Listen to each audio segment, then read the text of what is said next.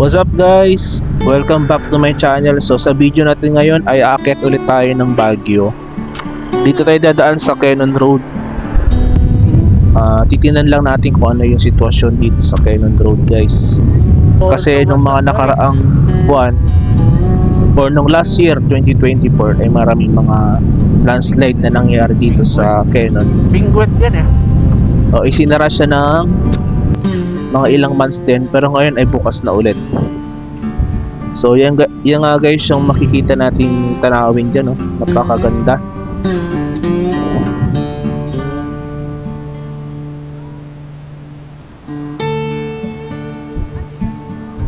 So hindi kagaya guys nung nakaraang taon, kapag dumaan kayo dyan, puro dilaw yung kabundukan na yung gawa nung nakaraang taon, di ba mayroong El Nino.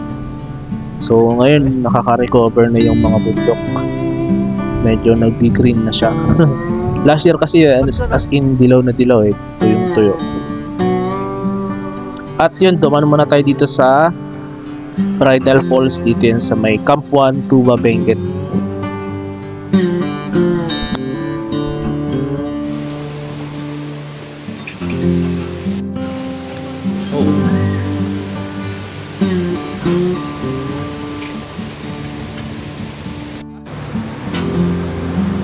Maganda.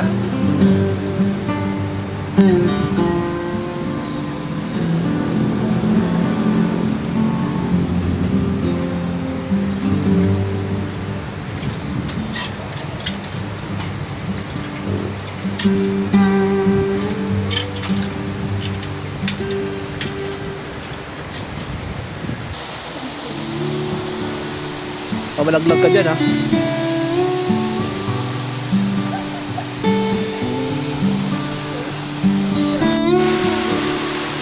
May init sa taas.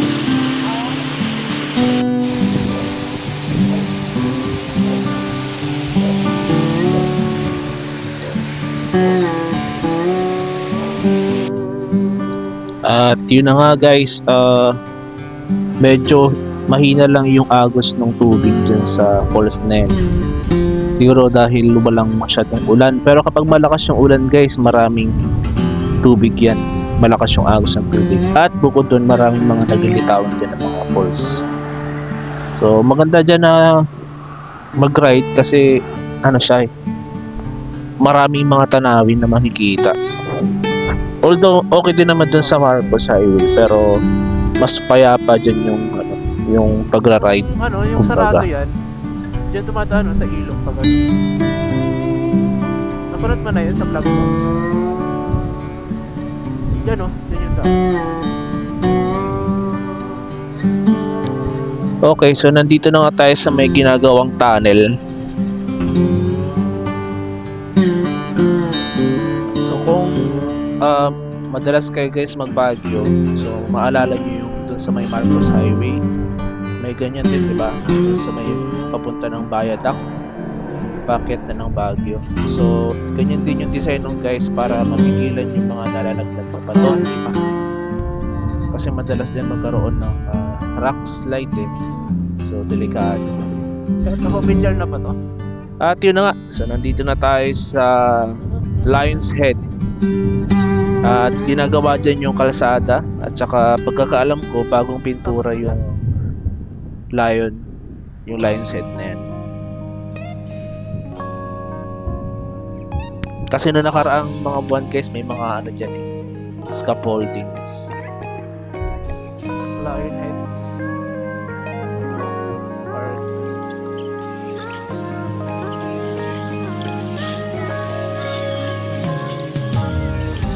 내게로 와서 melt my heart 봄의 향기를 담은 그대를 보며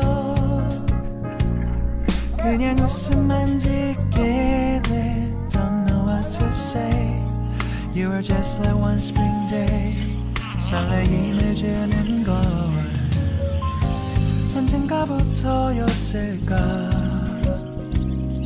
기다림의 끝에 너를 만났고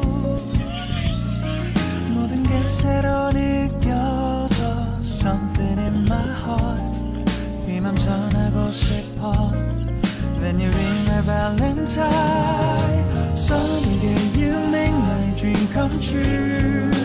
행복한 너 그리고 나 우릴 비추고 With you by my side 멈춘 시간 속 서로가 마주하는 이곳 I can see you through a little far away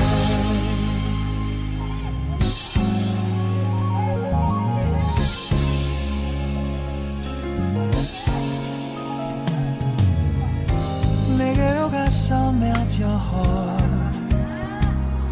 조금 서툴지만 At yun nga guys, after 30 minutes na nagstay kami dyan sa Lion's Head ay dumiretso na kami sa downtown sa city. Kasi yung kasama ko guys mag-a-apply ng trabaho yan eh. May kasamang pasyal lang yung pag-a-apply ng work. So yun nga no. So pagdating dyan guys, so, lagpas nyo ng Lion's Head, medyo challenging na yung mga paakyat dyan. So may dalawang daan dyan guys papunta ng downtown Baguio. Yung isa ay papunta dun sa Marcos Highway. So yan namang dinaanan namin ay sa may Luwakan Road. So dinaanan kasi namin yung airport kasi sarado na pala yung airport. So dyan yung labas ng guys sa may rotonda ng Pa-South Drive yata yan.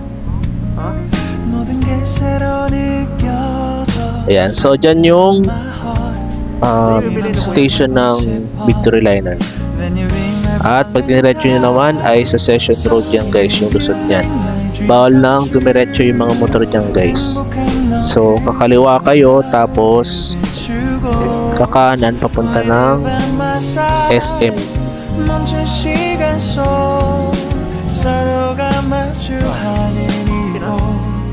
Ayan, so diyan nga mag-a-apply yung katrabaho, yung kasama ko.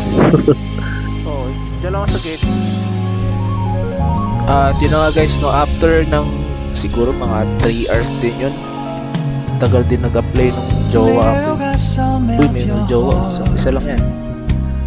At dumiretso na kami dito sa may SM City Baguio. So yung teleperformance na yun guys ay nasa katapat lang siya ng SM Baguio. So yun naman, medyo makulim yung kulay na yan, magulan na yan. Pero dyan, walang ulan. Pero kasi after nyo ng SM guys, diretso na kami sa main street.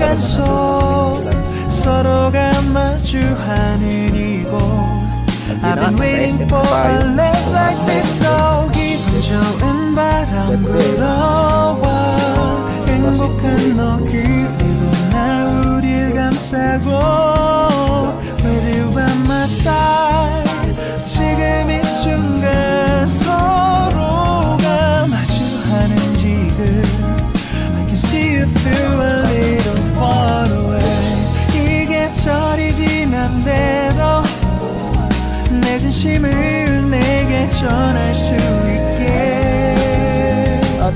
나의 품에 가득 안고 고백할 거야 You will always be my everything to me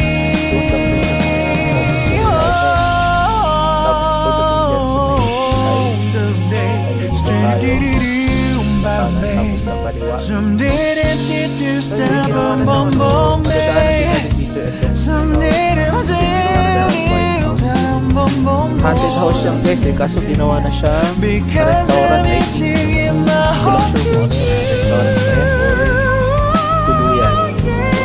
At pagdating na dyan sa may teacher's camp ay medyo basa na yung kalsada dahil basa ang tubig na dyan lang. At bawal na kayo dumiretso dito sa may tulay guys, so kakanan kayo dyan at tapos kakanan tapos kakanan ulit dito sa mataas. So one way na siya guys, no? Para hindi traffic kasi yun talaga yung problema dyan sa Baguio, medyo traffic. Pero wala tayong magagawa, marami nagpupunta sa Baguio. Maganda kasi. At dito tayo dadaan guys, yung rotonda na to, pangalawang exit. Diyan yung daan papuntang Mines View.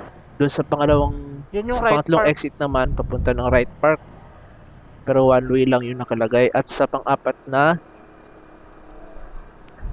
exit ay sa papunta ng Ambuklaw. The mansion. So, nandito na nga tayo sa may The Mansion. Bahay bakasyonan ng Presidente ng Pilipinas. At nagulat ako dito kasi meron din palang bahay bakasyonan yung mga congressman. House of Representative yung nakalagay. Nabulot tuloy ako. Dami kasi ano dun. At yun na guys, no? So kakaliwa na tayo dito. At yun nga, pagdating namin dyan, malapit na kami yan sa Mines View. Naabutan pa ng napakalakas na ulan. So, ang lamig. Imagine nyo na lang na malamig yung panahon tapos umuulan pa, di ba? So, nakailang silong kami dyan guys kasi maulan na.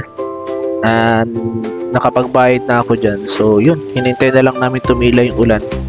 So, dyan nga, hindi pa masyadong tumitila yung ulan dyan guys, no? Pero, nakisabay na kami dun sa mga tao na papunta dun sa pinaka-view deck ng Mines View. So, yan yung Mines View guys.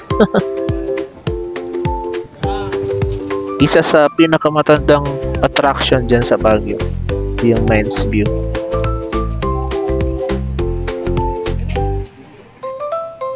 At yun na nga, no? So, puro picture na.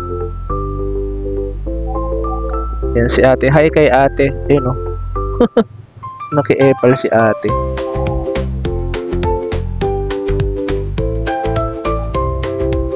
Yan, ang drama ng itsura ko dyan, ha. At pagkatapos nga namin guys na mamasyal dun sa Mines View ay nagpasya na kami umuwi at mag-aalas 6 na niya ng hapon eh. So yun, medyo wala na ring ulan dyan guys yung mga time na yan. At pagdating nga namin dyan sa may Victory Liner ay wala talagang ulan. So yung ulan lang pala ay dun lang banda sa Mines View. Pero dito sa downtown Baguio ay walang ulan. So, ang ganda ng ano dyan, no? Ng ulap. Makita kami dyan, Malo. Nila sis Olive. Ang ganda ng sunset. Ayan, guys. So, nasa Marcos Highway na tayo yan. Pauwi na tayo ng La Union. Pauwi na kami ng La Union pala. Per hour dun eh. Per hour. So, yun, ang ganda ng sunset, to. 600 lubong. Bukas na. At yun na nga guys, no? Maraming salamat sa pag-suporta nyo sa channel ko. Salamat sa panonood nyo guys. Hanggang sa muling pagra-ride natin guys. Maraming salamat sa inyo guys. Salamat, paalam. Eto may bonus shot pa.